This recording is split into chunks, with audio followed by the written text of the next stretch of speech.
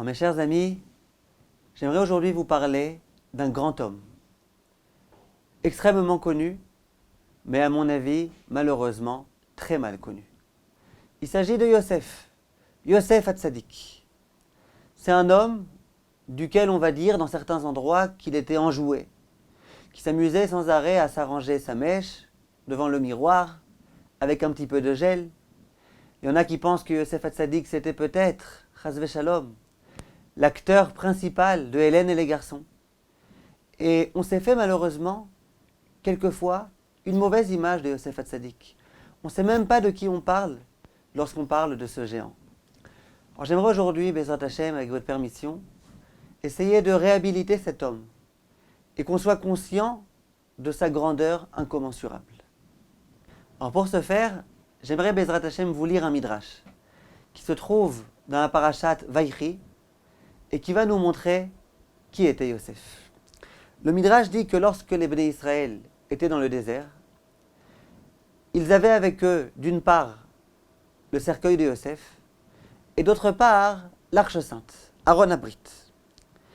Et lorsque, sur leur chemin, ils rencontraient des non-juifs, ces non-juifs s'adressaient aux Bnei Israël et ils leur disaient « Mativan shel Aronot alalou » C'est quoi ces deux cercueils-là? On voit ici deux tombeaux, deux cercueils, deux arches, on ne sait pas exactement ce que c'est. C'est quoi exactement? Ve'en omrim, et les Bnei Israël répondaient Ze arono shel met, ve ze arono shel chaya olamim. Là, il y a un mort qui se trouve à l'intérieur, et là, il y a le vivant par excellence, à savoir Dieu. Ve'ayu omrim lahem umot haolam. Alors, bien évidemment, les non-juifs étaient tout à fait perplexes. Et ils disaient Mativo shel met me'alech, leyat chaya olamim. Comment est-ce possible de mettre sur le même plan le vivant par excellence et un mort? Ils marchent comme ça côte à côte, les deux cercueils l'un à côté de l'autre. Comment accepter une telle idée?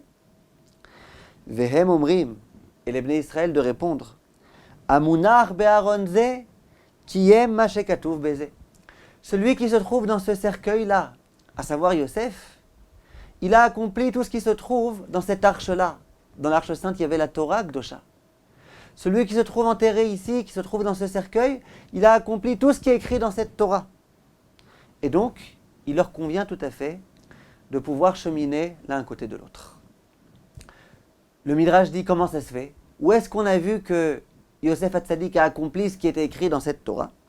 Dit le Midrash, Beze katuv anochi Hashem Elokecha. Dans la Torah, le premier commandement c'est « Je suis Hashem ton Dieu ». Et au sujet de Yosef, il est écrit « Atachat Elokim anochi ». Lorsque Yosef va se dévoiler à ses frères, Yosef qui est le vice-roi d'Égypte, que vous imaginez, tous les frères vont commencer à trembler. Ils savent que c'est lui qui a tous les pouvoirs, qui peut faire ce qu'il veut. À ce moment-là, ils vont effectivement trembler. Yosef va vouloir les rassurer et va dire « Mais qu'est-ce que vous pensez? Vous pensez que moi je suis Dieu? Vous pensez que je suis à la place de Dieu ?» Et là, on va voir que Yosef a accompli ce qui est écrit « Anochi Hashem Elokecha ». C'est moi Hashem ton Dieu, moi et personne d'autre. Yosef a bien prouvé par cette parole qu'il est conscient que Dieu c'est Dieu. Dieu c'est pas le roi d'Égypte, Dieu c'est pas le vice-roi d'Égypte. Et donc, il convient tout à fait que Yosef puisse, alors qu'il était déjà décédé, cheminer à côté du Aaron dans lequel se trouvait la Torah. Permettez-moi, mes chers amis, de vous poser une question. Le premier commandement, Anochi Hashem Elokecha, de bien comprendre que Hashem est notre Dieu, c'est le béaba du judaïsme. Ce n'est pas une dimension de Emouna particulière, c'est vraiment le commencement, le début de toute démarche dans le judaïsme.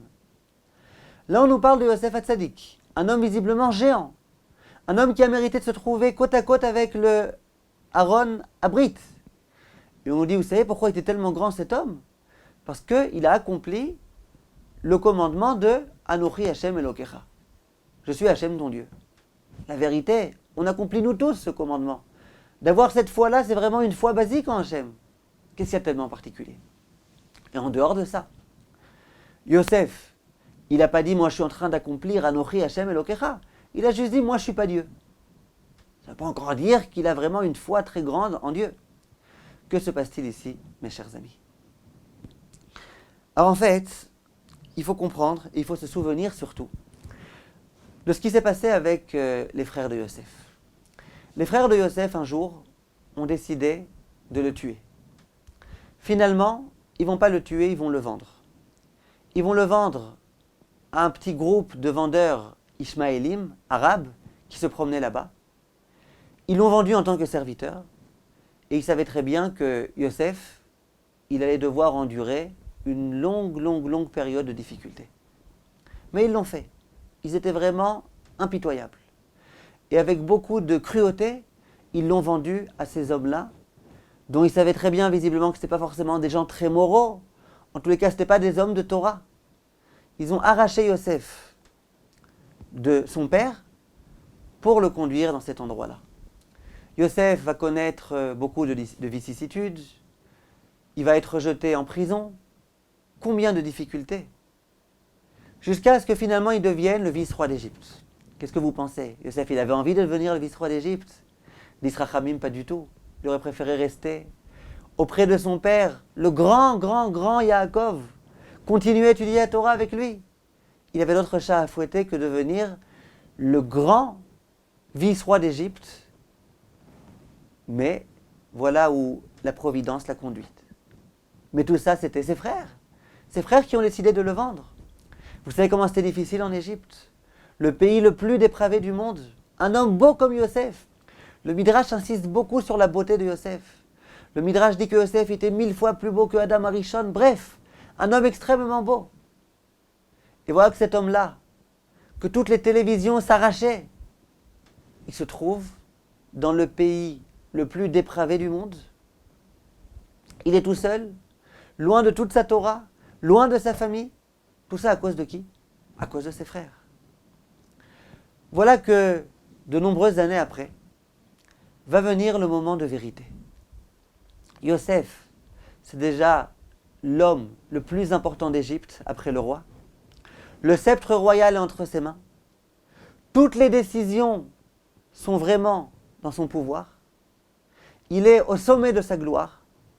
Et voilà qu'à ce moment-là, il y a ses frères, ces fameux frères-là, frères chéris, qui figurent face à lui. Le moment de la vengeance est arrivé. À ce moment-là, Yosef aurait pu leur rendre leur compte. Il aurait pu se venger. Il aurait pu tous les mettre à mort. Personne ne lui aurait reproché. Et voilà qu'à ce moment-là, le moment de l'examen, Yosef va réussir à ne pas se venger. Yosef va être agréable avec ses frères.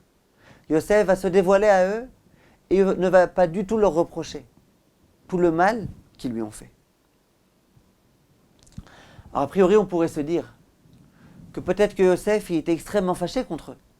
Simplement, la raison pour laquelle il n'a pas voulu les tuer, c'est parce qu'il savait que son père était en vie. Et qu'il avait envie un jour de retrouver son père. Et qu'il n'avait pas envie de tuer ses frères au risque d'affecter son père, qui était déjà tellement affecté toutes ces années-là. Et donc, c'est la raison pour laquelle, peut-être, il ne les a pas tués. D'Israchamim, pas du tout. Parce que lorsque Yaakov va mourir, effectivement, ses frères vont commencer à s'angoisser. Ses frères vont se dire, jusqu'à présent, Yosef était gentil avec nous, peut-être que c'était par honneur pour notre père. Et peut-être que maintenant qu'Yaakov est mort, il va finalement tous nous tuer. Et à ce moment-là, ils sont venus voir Yosef. Ils lui ont dit, Yosef, on t'en supplie, on est prêt à être tes serviteurs. S'il te plaît, Yosef, pendant notre père est mort, ne nous fais rien. On t'en supplie, Yosef. Et à ce moment-là, Yosef va les regarder avec étonnement. Et il va leur dire ces mots très forts. Atachat Elokim Anochi. Vous pensez vraiment que je suis Dieu? Vous pensez vraiment que je peux vous faire ce que je veux? Mais c'est Dieu qui décide de ce qu'on doit vous faire.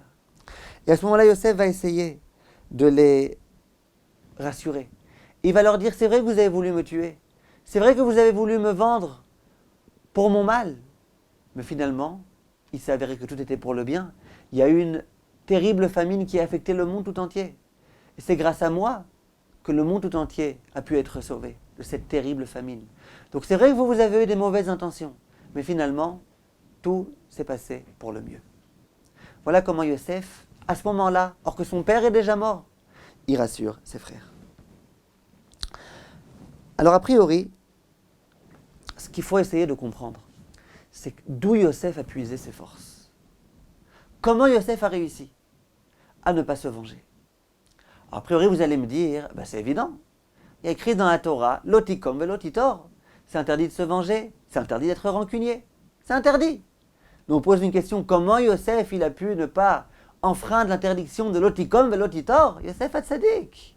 C'est évident qu'il n'allait pas enfreindre cette interdiction. Donc ce n'est pas une très forte question de demander comment ça se fait qu'à ce moment-là, il a réussi à ne pas s'en prendre à ses frères. Mais si on réfléchit bien, la question est beaucoup plus forte que ça. Lorsqu'on va étudier les parachiotes de Yosef, on va voir que Yosef, non seulement il ne s'est pas vengé, non seulement il ne les a pas disputés, non seulement il ne les a pas tués, mais en dehors de ça, il va sans arrêt chercher à ménager leur dignité. Il va sans arrêt chercher à les réconforter, à les rassurer. On va le voir dans un certain nombre d'exemples. Le premier d'entre eux, au moment où Yosef a voulu se dévoiler à ses frères, et qu'il savait qu'il avait face à lui, entre autres, Yehuda. Yehuda, on dit de lui que c'était un lion. Yehuda, d'ailleurs, au moment où il va commencer à ouvrir sa bouche pour rugir, pour parler à Yosef, il est écrit « Vaïgash Yehuda ». Chachamim disent qu'il était déterminé à le tuer, ce fameux Yosef, dont il ne savait pas du tout que c'était son frère. Ce vice-roi d'Égypte impitoyable, Yehuda s'était dit, soit il accepte de libérer notre frère, soit je le tue celui-là. Et au moment où il a commencé à rugir, Vaïshag, il est écrit que dans l'Égypte tout entière, sa voix a retenti. Bref, c'était impressionnant d'avoir ce Yehuda face à soi. Yosef, à ce moment-là, a demandé à tous ses gardes du corps, à tous ses soldats, à tous ses policiers, à toute son armée, s'il vous plaît, retirez-vous d'ici. Maintenant, je veux me trouver seul, en exclusivité, avec ces hommes-là. Dit Rashi, pourquoi ? Parce que Yosef, il savait que déjà ses frères allaient avoir honte au moment où il allait se dévoiler à eux. Mais il ne voulait pas qu'ils aient une honte décuplée par le fait qu'il y ait des spectateurs. Et donc, il a été prêt à être seul avec eux. Il courait un risque fou. Ses frères auraient pu le tuer. Tout ça pourquoi ? Pour ne surtout pas leur faire honte. On voit combien Yosef a été prêt à prendre des risques pour surtout ménager leur dignité à ses frères chéris et adorés. Ensuite, une fois que Yosef va se dévoiler et qu'il va leur dire, vous savez, je suis Yosef, votre frère, ensuite il va leur répéter, Vayomer ani Yosef achechem asher mechartem oti mitzrayma. Je suis Yosef, votre frère, que vous avez vendu en Égypte. Haouda, pourquoi on a besoin de répéter ? On a compris. Tu es Yosef, leur frère. Pourquoi c'est la peine de répéter à nouveau ? Je suis Yosef, votre frère, qui m'est vendu en Égypte. Dit le Or HaChaim Akadosh, une idée fantastique. Il dit, au moment où il leur a dit, je suis Yosef, votre frère, ils étaient angoissés. Ils se sont dit, qu'est-ce qu'il va nous faire celui-là ? Il va nous tuer. Ce Yosef-là, avec lequel on a été tellement méchant, tellement cruel, et maintenant c'est lui qui a tous les pouvoirs. Il va nous tuer. À ce moment-là, Yosef, il a voulu les rassurer. Qu'est-ce qu'il leur a dit ? Il leur a dit, écoutez bien, non seulement maintenant, je suis Yosef, votre frère, je vis avec vous en fraternité. Je vous apprécie et je vous aime et je vous chéris comme un frère chérit ses autres frères. Non seulement maintenant, avec tout le recul qui est le mien, sachez que je vous apprécie, que je vous aime, que je vous adore, mais plus que ça. Ani Yosef achechem asher mechartem oti. Déjà depuis le moment où vous m'avez vendu, j'étais Yosef, votre frère. Au moment où vous étiez en train de me prendre et de me jeter dans ce puits-là, avec tellement de cruauté, déjà à ce moment-là, le sentiment que j'avais à votre égard, c'était un sentiment de fraternité. Pas la fausse fraternité française, fraternité, égalité, je sais pas quoi. Fraternité, je vous aimais énormément. C'est fort. Il a ses frères qui sont en train de s'acharner sur lui, qui sont en train de le prendre et de le jeter comme du poisson pourri, et il leur dit déjà à ce moment-là, dans ce moment tellement difficile, je vous adorais. Et donc, vous ne devez pas vous inquiéter. De quoi vous vous inquiétez ? Que peut-être que je vous en veux. Comment vous voulez que je vous en veuille ? Déjà à ce moment-là où vous m'avez jeté, je vous adorais. Vous entendez un petit peu, mes chers amis, c'était qui ce Yosef ? Et ensuite, au moment où il va demander à ses frères de rentrer et d'aller annoncer à Yaakov que Yosef est vivant et qu'il est vice-roi d'Égypte, au moment où il va les laisser, il va leur dire des mots forts. Il va leur dire « Ve'ata al te'atzvu ». Et maintenant, je vous demande, vous allez être en chemin, ne vous faites pas de soucis, ne vous faites pas de scrupules. Ça veut dire quoi ? Tisrachamim, il savait Yosef, que maintenant ils allaient être en chemin. Ils allaient commencer à se disputer. Tu vois, je t'avais dit qu'il fallait pas le vendre. Tu vois, je t'avais dit. Pourquoi tu l'as vendu? C'est à cause de toi. T'as qu'à m'écouter. Blablabla. Ils savaient qu'ils allaient commencer à se disputer. Et il s'est dit, mais non, mes frères, ils vont se disputer. C'est tellement dommage. Pourquoi? Moi, j'aimerais qu'ils se sentent bien. Si déjà à l'aller en Égypte, ils étaient angoissés. Ils appréhendaient beaucoup cette discussion avec moi. Au moins maintenant, au retour, qu'ils soient tranquillisés, qu'ils se sentent bien. Et donc il va leur dire, Al te'atzvu, ne vous faites plus de soucis. Et surtout, ne vous faites pas de soucis. N'ayez pas de remords du fait que vous m'ayez vendu en Égypte. Parce que c'est Hachem qui a décidé que je sois vendu en Égypte. C'est pas vous, c'est Hachem. Et c'est pour la bonne cause. C'est justement parce que Hachem savait qu'il y aurait une famine terrible et que j'avais un rôle important à jouer pour sauver toute l'Égypte et pour vous sauver à vous, ma chère famille. Alors, j'aimerais bien comprendre, mes chers amis, ce qui se passe ici. Que Yosef ne les ait pas tués, je veux bien comprendre. Que Yosef, même, ne leur ait pas fait le moindre reproche, je peux peut-être entendre. Mais qui lui a demandé maintenant de commencer à ménager leur dignité à ce point-là? Vraiment, s'il vous plaît, ne vous disputez pas, je veux que vous alliez bien. En français, on aurait dit, mais assume tes responsabilités.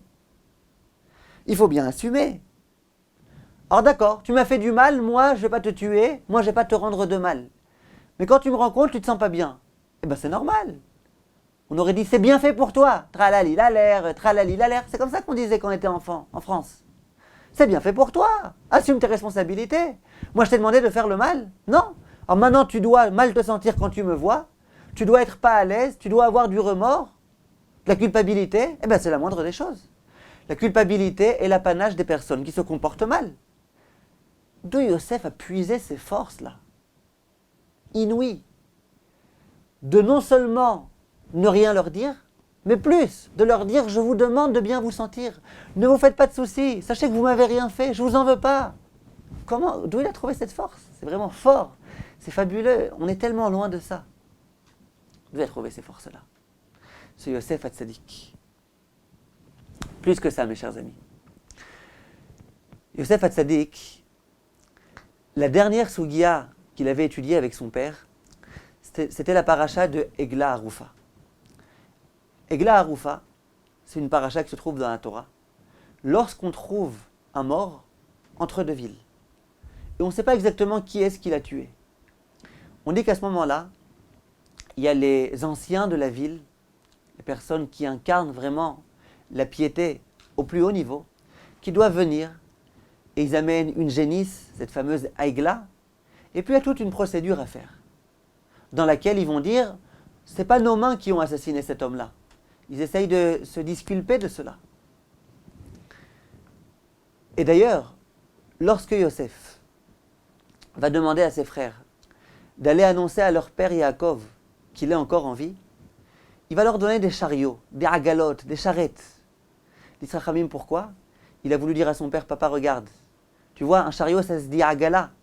Et nous, ce qu'on avait étudié il y a tellement de temps, c'était aussi la paracha de la agala. Regarde, papa. C'est vrai que j'étais en Égypte, c'est vrai que j'étais dans l'endroit le plus impur du globe terrestre, mais sache, papa, j'ai pas oublié la Torah. J'ai continué à être concentré, à être investi dans cette Torah. Tout ce qu'on a étudié ensemble, c'est resté. Tu vois bien? Je me rappelle encore de ce dont nous avons parlé au moment où on s'est quittés. Quelle est la symbolique de Egla Harufa? La Gemara va s'interroger. Les anciens, ils ont besoin de dire, vous savez, c'est pas nous les assassins. Pourquoi quelqu'un les a soupçonnés un seul instant d'être les assassins? Des hommes tellement pieux, tellement grands. La Gemara, dans le traité de Sota, va s'expliquer. Et elle va dire la chose suivante. Que lorsque les anciens vont dire, c'est pas nous qui l'avons tué, c'est pas que ça pouvait nous monter à l'esprit, que peut-être que c'est eux qui l'ont tué. Mais c'est pour dire la chose suivante. Lo ba leyadenu ou partarnu belo mezonot. Il n'y a jamais eu un cas où cet homme-là, cette fameuse personne qui s'est fait assassiner, est venue en contact avec nous, et où on a vu qu'elle avait faim, et on ne lui a pas donné des victuailles, de la nourriture. Velo rainu veinachnu belo levaya. Il n'y a jamais eu une fois où on l'a vu tout seul, solitaire, et on ne l'a pas accompagné. Ça veut dire quoi? Ça veut dire que les anciens, les tzadikim disent qu'on ne l'ait pas tué, nous, bien sûr. Il s'est fait assassiner par un assassin. Mais c'est possible que la raison pour laquelle il s'est fait assassiner, c'est parce qu'il avait très faim. Il a été obligé de voler. Il a fait un hold-up. Et en faisant un hold-up, on est venu, on l'a assassiné. C'est possible que cet assassin s'en ait pris à lui parce qu'il était tout seul. Et que si jamais il avait été accompagné par quelqu'un, jamais personne n'aurait osé le tuer. Viennent ici les chachamim, les zkenim, et ils disent, nous, il n'y a jamais eu l'une de ces situations qui s'est produite. Si cet homme-là, on l'avait vu tout seul, on lui aurait donné quelqu'un. On l'aurait accompagné. Quand cet homme-là avait faim, on lui a donné à manger. Ça veut dire quoi? Ça veut dire que ces chachamim, ces zkenim sont en train de dire, si jamais cet homme-là était mort, parce qu'il était tout seul, et que nous, on ne s'est pas préoccupé de lui donner quelqu'un qui soit en train de l'accompagner, d'une certaine façon, c'est comme si c'est nous qui l'avions tué. Quand les zkenim disent, c'est pas nos mains qui les ont tués, qui l'ont tué cet homme-là, ça veut dire quoi? Ça veut dire nous, on n'a vraiment aucune part dans cet assassinat. Si jamais on avait vu qu'il avait faim, qu'on ne lui avait pas donné à manger, ça aurait été notre responsabilité. Et c'est comme si c'est nous qui l'avions tué. Ça veut dire que cette paracha de Egla Arufa, où ces vénérables anciens viennent et qui sont en train de montrer qu'ils sont complètement déchargés de toute responsabilité, cette paracha-là, elle nous inspire une idée importante. C'est l'idée de la responsabilité. Avoir le sens des responsabilités. Egla Arufa, ça vient nous enseigner que si on n'a pas fait tout ce qu'on pouvait pour que cet homme-là n'en arrive pas à cet état-là, et bien d'une certaine façon, on est responsable. Vient le Rav Baruch Mordechai Ezrachi dans son livre et il dit, lorsque Yosef a envoyé des chariots à son père pour lui dire, papa regarde, j'ai pas oublié cette étude-là de Egla Arufa. Il avait l'intention de dire à son père, regarde papa, tu sais que je me suis trouvé en Égypte pendant tellement d'années. Tu sais que j'avais un rôle social de première importance. Tu sais ce qui m'a aidé, papa, à réussir et à tenir le coup. C'était le sens de responsabilité. Ce que tu m'as enseigné quand on s'est quitté, Egla Arufa, tu m'as appris, papa, à avoir le sens de responsabilité. Et ce message cardinal-là, il m'a toujours accompagné. Comment ça se fait que j'étais dans une terre tellement impure, tellement loin de toi, tellement loin de toutes les dimensions spirituelles et que malgré tout je suis resté Yosef Hatzadik? C'est le sens des responsabilités que toi, papa, tu m'as inculqué. Parce que quand on n'a pas de responsabilité, eh ben, on se lâche très facilement et on peut complètement tomber. Donc la question émerge à nouveau. Yosef, c'était l'homme des responsabilités. Il aurait dû dire à ses frères, assumez vos responsabilités. Et lui, pas du tout. Il essaye vraiment de les ménager au plus haut point. Comment ça se fait? Comment comprendre? Comment accepter une telle idée? D'où Yosef a puisé ces forces-là, surhumaines? Alors en fait, je vais vous dire ce que j'en pense. Le Sefer Achinour, au moment où il parle de l'interdiction de l'otikom ve l'otitor, de surtout pas être rancunier, de surtout pas se venger, il nous donne un conseil extrêmement important pour réussir, Bezrat Hashem, à ne pas se venger. A priori, c'est extrêmement difficile. Hier, j'étais dans la détresse. J'avais besoin d'argent. J'ai été voir mon meilleur ami. En tous les cas, celui qui jusqu'à présent était mon meilleur ami. Je lui dis, j'ai besoin de 2000 euros, s'il te plaît. Est-ce que tu peux me prêter 2000 euros? Et je sais qu'il est milliardaire. C'est rien pour lui, 2000 euros. Il pouvait me les prêter. Et il m'a refusé. Il m'a dit, non, je ne te prêterai pas 2000 euros.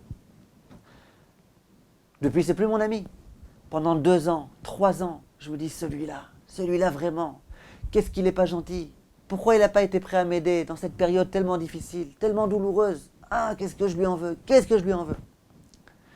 Au bout de 3 ans, cet homme-là, malheureusement, il n'est plus milliardaire, il est devenu pauvre. Et il vient me voir. Il me dit, écoute, je suis désolé, j'ai besoin de ton aide. Est-ce que tu peux, s'il te plaît, me prêter 3000 euros? Et moi, en tant que juif, je n'ai pas le droit de refuser, parce que sinon ça s'appelle que je me venge. Et je n'ai même pas le droit non plus de lui dire, je te prête, mais sache que moi je ne suis pas comme toi. Toi tu as refusé de me prêter, et moi malgré tout je te prête. L'otikom, velotitor. C'est extrêmement difficile. Le Messilat Yesharim va avoir des mots très forts et il va dire que la rancune, c'est extrêmement agréable, c'est doux. Il n'y a rien de plus doux que la rancune. La rancune, elle a une saveur particulière. À ce moment-là, après 3 ans dans lesquels je bouillonnais, j'aurais pu lui dire « je ne suis pas comme toi » et je me serais complètement déchargé de toute cette rancune-là que j'avais à l'intérieur de moi, tout cet énervement. Dis à Torah, tu n'as pas le droit. C'est difficile. Comment on peut faire? Plus que ça. Il y a certains décisionnaires qui vont dire que cette mitzvah-là, elle concerne aussi mes sentiments. Ça veut dire que même si jamais je lui donne, je lui prête les 2000 euros, et même si je lui dis rien, si uniquement dans mon esprit je me dis « ah, moi je ne suis pas comme lui, parce que lui ne m'a pas prêté, et moi, je suis un homme important, je lui prête », c'est aussi interdit, d'après certains décisionnaires. Comment on peut faire? L'homme, il peut être maître de ses pensées. En plus, c'est tellement légitime de penser comme ça. Et la Torah me dit, et elle ose le dire, « lotikom velotitor ». Comment faire? Moi, je suis en quête de conseils. Comment faire? Viens et Sefer HaChinuch. Et il donne vraiment une idée de première grandeur. Je vous lis dans les mots. Mishorche à mitzvah. Comment réussir à accomplir cette mitzvah et quel est le sens dénoté par cette mitzvah? Sheyeda Adam veiten libo. Il faut que l'homme sache et qu'il soit conscient. Ki kol asher ikreu mitov ve'adra. Que tout ce qui lui arrive dans la vie, des choses les plus joyeuses aux choses les plus difficiles. Usiba shetavo alav me'et Hashem itbarach baruchu. Tout provient uniquement de Dieu. Velo yedavar biltir etzan Hashem baruchu. Et rien ne peut se produire sur terre par l'intermédiaire de quiconque, sans que ce soit Dieu qui l'ait décidé. Ki avonotav garmu, v'Hashem itbarach gazar alav. Parce que si Hachem a accepté, il avait ses bonnes raisons. Peut-être que c'est parce que j'ai fauté. Et si j'ai fauté, Hachem il a décidé de me punir. Il m'a puni par exemple en faisant en sorte qu'un tel ne me prête pas les 1000 euros que je voulais tellement. Continue le Sefer HaChinuch et dit Velo yashit marchevotav dinkot mimenu. Il dit, et l'homme, il ne faut surtout pas qu'il se dise je vais me venger. Pourquoi?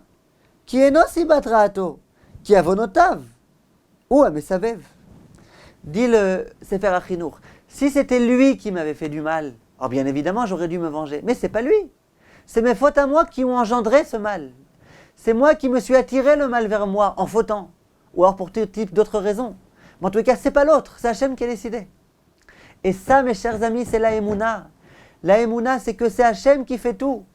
La Emouna, c'est que la somme d'argent que je recevrai à la fin du mois, elle n'est pas dépendante de la bonne humeur de mon patron. Elle n'est pas dépendante de la bonne humeur de mes collègues. Elle est dépendante d'une chose, c'est de Hachem. Et bien évidemment de mon comportement. Hachem décidera de me donner une bonne parnassa selon mon comportement, selon ce qui est bon pour moi. Et donc, il n'y a pas lieu du tout à la vengeance. Voilà ce qu'explique le Sefer HaChinuch.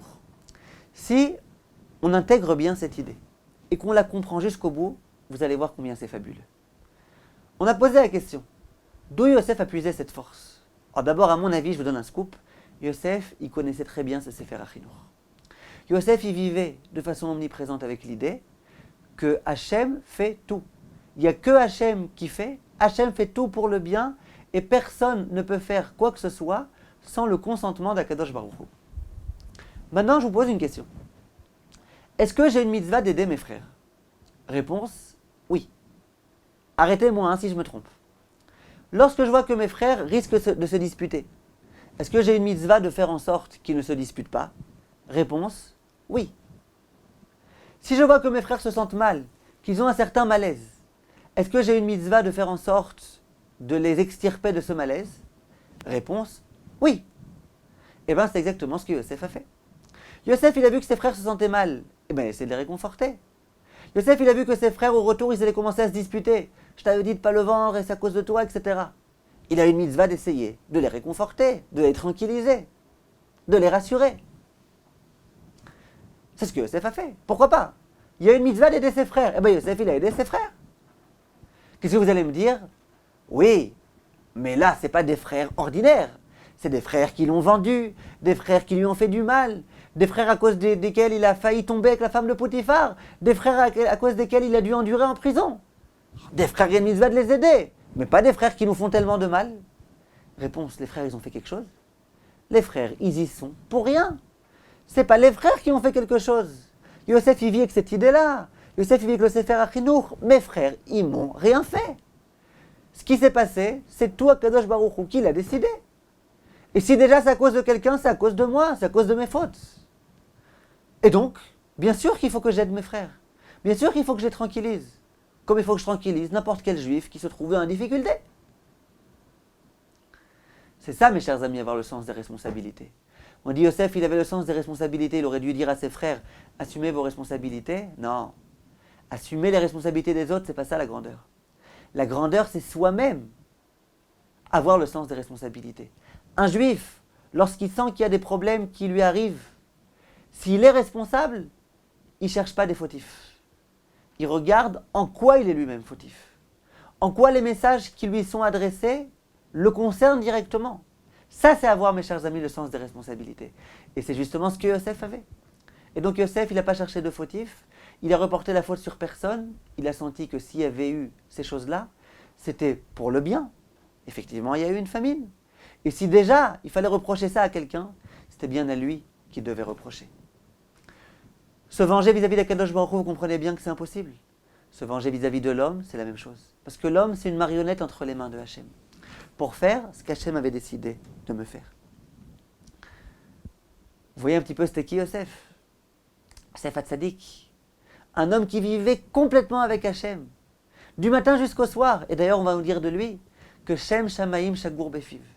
Sans arrêt, il avait le nom de Hachem présent à sa bouche.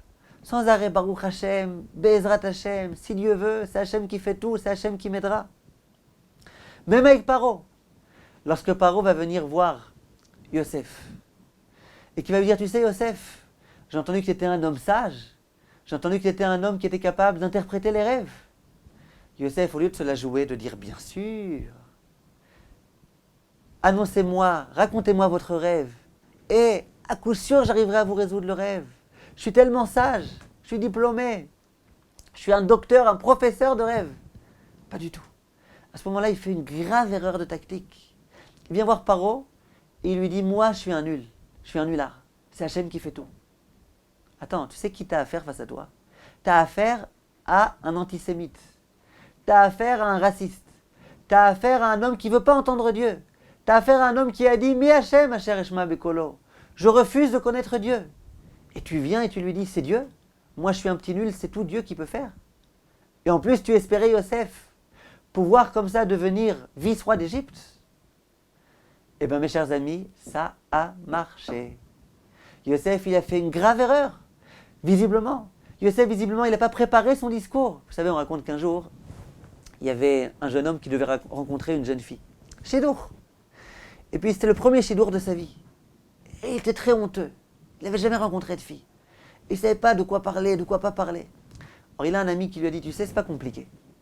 Il faut que tu aies quand même quelques sujets de discussion, pour pas que vous vous regardiez dans les yeux et que vous ayez rien à dire. Alors, c'est pas compliqué, regarde. Dans les grandes lignes, je te dis. Au tout début, commence à parler avec elle un petit peu de famille. Sa famille, ses parents, ses frères, ses sœurs. Après, une fois que vous avez bien parlé de famille, vous ne savez plus tellement de quoi parler. Alors, parlez un petit peu de nourriture. Qu'est-ce qu'elle aime manger, qu'est-ce qu'elle n'aime pas manger. Et puis à la fin, quand vous avez parlé de tous ces sujets un petit peu banals comme ça, parlez un petit peu de philosophie, de sujets comme ça très intéressants, très profonds. Or bon, ce jeune homme, il appréhendait beaucoup cette rencontre. Mais bon, il avait retenu, premièrement, deuxièmement, troisièmement. Il arrive, il a très honte. Et puis, la fille comme ça était assez sévère, elle ne parlait pas du tout. Alors, il s'est dit, bon, on m'a dit de parler tout d'abord de famille. Or il dit à cette fille, dis-moi, tu as un frère? Et elle, très rapidement, expéditif, non, j'en ai pas, je suis fille unique. Ah d'accord. Il dit, alors c'est quoi la deuxième question? Parler de nourriture. Il lui dit, dis-moi, est-ce que tu aimes les pâtes à la sauce tomate? Elle dit, ah non, pas du tout. Et puis elle s'arrête là, pas bavarde du tout, la nénette. Il lui dit, attends une seconde, alors, j'ai posé déjà les deux premières questions, c'est quoi la troisième question? Quelque chose de philosophie. Il lui dit, et dis-moi, si jamais tu avais eu un frère, est-ce qu'il aurait aimé les pâtes à la sauce tomate? D'accord? Et voilà comment le Shidour s'est terminé. Cet homme-là, au moins, il avait préparé son discours un petit peu. Yosef, il n'a rien préparé du tout. Simplement, ça a marché. Comment ça se fait? Quand on a Hachem présent avec soi. Quand on est conscient que c'est Hachem qui fait tout. Il n'y a plus de questions. Tout peut bien fonctionner. Et c'est pour ça qu'on dit de Yosef que c'était un Ish Matzliach. Il réussissait dans tout. Pourquoi? Parce qu'il avait Hachem présent avec lui au quotidien. Donc Yosef, ce fameux Yosef, c'était l'homme de la Emouna. Un homme extraordinairement grand. Ce Yosef, qui était donc l'homme de la Emouna, au moment où on va dire de lui qu'il a eu le mérite d'accomplir ce qui est écrit « Anochi Hashem Elokecha » « Je suis Hashem ton Dieu ». Et on s'est interrogé, nous tous les Juifs, on accomplit ce commandement de « Anochi Hashem Elokecha », de croire en l'unicité de Dieu, de comprendre que c'est Hashem le seul, celui qui fait tout, celui qui gère tout. Tout le monde comprend ça. Alors, qu'est-ce qu'il y a de tellement particulier chez Yosef? Réponse, chez Yosef, au moment où il a dit « Atachat Elokim Anochi », est-ce que je suis à la place de Dieu? Est-ce que vous pensez que c'est vous qui m'avez envoyé ici? Est-ce que vous pensez que moi je peux vous faire du mal? À ce moment-là, Yosef, il a prouvé que sa compréhension de Anochi Hashem Elokecha, c'était une compréhension d'une autre dimension que la nôtre. Chez Yosef, Anochi Hashem Elokecha, ça prenait une autre ampleur. Chez Yosef, Anochi Hashem Elokecha, c'est il n'y a que Dieu, il n'y a personne d'autre. Ses frères lui ont fait du mal, non, au moment où ils sont en train de le jeter dans le puits, il est conscient qu'eux, ils font rien, ils y sont pour rien. C'est Hachem qui fait tout, il continue à les aimer, à les adorer. Ça, c'était le Anochi Hashem Elokecha de Yosef. Quelque chose de particulier. Lorsqu'un tellement grand homme quitte ce monde, il faut bien qu'on comprenne que son corps aussi, il reste sain. Ses ossements aussi, ils sont complètement imprégnés de crainte de Dieu, de Emouna, de tzidkout, de piété. Et c'est la raison pour laquelle, lorsque les deux cercueils sont l'un à côté de l'autre, celui dans lequel il y a la Torah et celui dans lequel il y a Yosef, et les nations du monde s'interrogent, comment vous pouvez mettre au même niveau un mort et un vivant? Un mort et la Torah qui est une Torah de vie. L'arche de Dieu, Dieu qui est le tout vivant, le vivant par excellence. Parce que les nations du monde, elles ont du mal à comprendre ça. Elles ont du mal à comprendre qu'après la mort, il y a un au-delà. Elles ont du mal à comprendre qu'un homme qui a incarné la piété durant tout son parcours terrestre, que son corps y reste sain. Et que lorsqu'il y a des gdolim qui quittent ce monde, on accompagne le corps. Parce que c'est un corps particulier. C'est un corps, c'est des rides, qui sont des rides de Torah. Des rides qui proviennent de l'accomplissement acharné des mitzvot. Ils ont du mal à comprendre. Viennent les Juifs et ils disent, vous plaisantez ou quoi? Dans la mesure où durant toute sa vie, Yosef, c'était un homme de Anochi Hashem. Un homme qui vivait avec cette compréhension profonde de la grandeur d'Akadosh Baruch Hu. Et bien cet homme-là, même au moment où il meurt, il reste saint. Et c'est tout à fait approprié, mérité, légitime, de mettre ces deux cercueils, ces deux arches, l'une à côté de l'autre. On a donc bien compris, mes chers amis, que ce Yosef Hatzadik, c'était un homme d'une toute autre dimension que ce qu'on peut penser. C'était un homme qui était connecté au quotidien qu'Akadosh Baruch Hu, 24 heures sur 24. Or c'est vrai que certains midrashim vont lui reprocher d'être, contrairement à certains autres tzadikim, un petit peu proche de son corps, en tout cas pendant une certaine période de sa vie. Ça lui a été reproché, comme il y a beaucoup de choses qui ont été reprochées à nos ancêtres. Mais il faut bien comprendre que c'était une toute petite nuance, un tout petit quelque chose.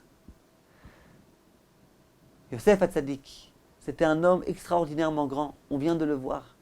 En yiddish, on dit un mensch, un homme qui est capable de vivre comme ça. Un homme qui est capable de s'adresser à ses frères avec une tellement grande sérénité, après tout ce qu'ils lui ont fait, avec un sourire tellement radieux, j'imagine. Ça, c'est extraordinaire. Et ça, c'est la grandeur de Yosef. Zchuto yagen alenu. Amen ve amen. Kol tov, mes chers amis.